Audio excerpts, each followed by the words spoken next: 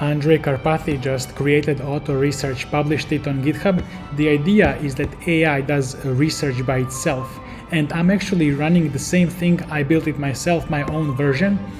So the difference is that Andrej Karpathy needs a bigger and more expensive GPU, H100. It's tested on this one, while my version works on smaller GPUs. I think it's extremely easy to do. You can just clone auto research and then tell your coding IDE to just do the experiments. It's gonna automatically do everything. Join my community to become AI researcher, link below the video. So for example, here there is this program MD, which is like a prompt. And so agents will read this and they will just follow this prompt and loop forever, do research forever. Karpathy said that it accelerated his LLM by like almost 10% or 11%. It found all of these things, even though he thought it was already very optimized. So this is my version. It's my name, Vuk Rosic / LLM Research Kit. And I just cloned this. I ran this on Novita AI. Thank you, Novita, for giving me free compute. It's very cheap on spot billing for just 18 cents per hour, but you can choose whichever provider you want. I'm gonna leave the link below for this one. So here are some experiments I did. I let the AI code like 50 experiments, opus, and maybe 2 failed. And now I just had a debugging run and 48 worked. So now I'm gonna just run again, but with longer training time.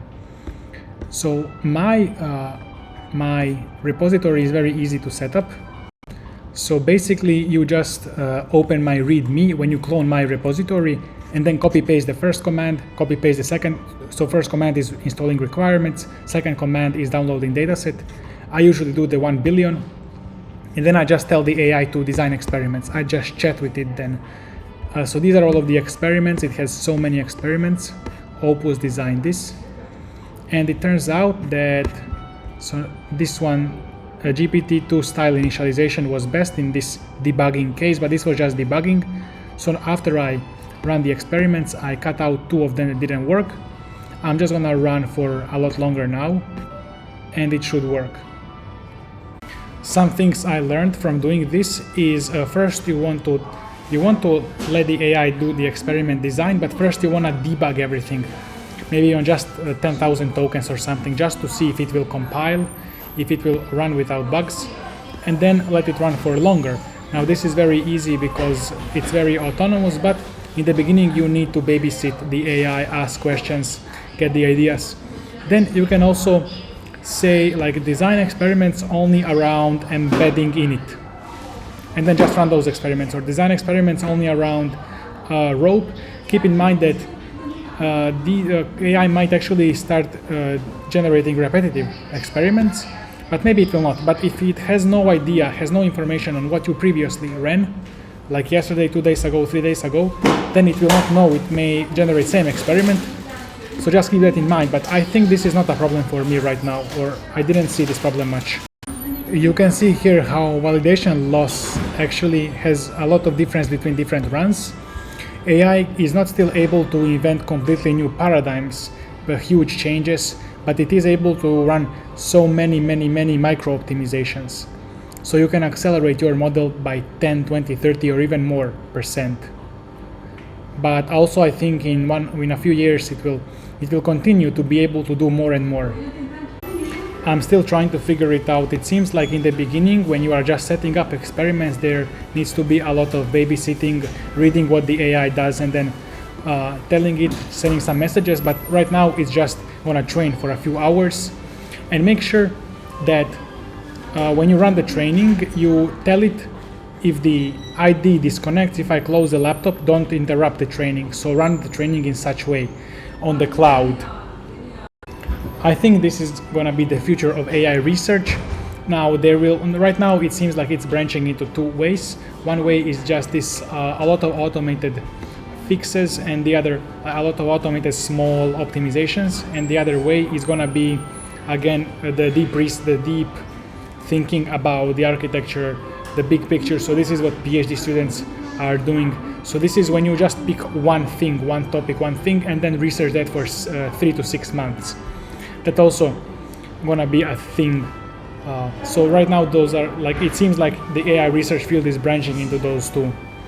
But maybe AI automation is gonna slowly start eating this other field where you just focus deeply and need to understand every single detail of the method you are developing. I'm using free Google Anti-Gravity, and actually I have this free trial subscription for 1 month from Google. It has a lot of these models. Flash is good for managing it, Opus is good for creating it, Flash is good for running it and fixing some bugs. Gemini 3 Flash. Maybe I'm gonna look to buy Cloud Code or Codex, but maybe not, I'm not sure yet. I don't need it for now, I can just use this, what I have now. So I'm gonna do these experiments. Hopefully if I can do them and post something every day, I'm gonna try to learn what's happening. I'm gonna I'm gonna actually write myself, try to write as much as possible by myself on the results of the experiments. Of course, I'm gonna use AI to understand what's happening, so I'm gonna then rewrite with my own words and post on social media the results, the learnings. I'll try my best not to post any AI generated content onto social media and rewrite everything by myself and think about and understand what's happening. So I think this is gonna be a lot easier way to do AI research compared to a few years ago. Now I'm also probably gonna look to go deep into a single topic. I'm not sure. You see, this is the problem, because maybe I can just choose between this like automated AI research, a bunch of different micro optimizations, versus going into a single topic and developing it deeply, or developing new architecture completely. So I'm not sure about that yet. Maybe this is equally as valuable. I'm not sure. I'm just gonna keep posting on my social media. So that's it. Thank you for watching. Join my school to become AI researcher, and see you in the next video.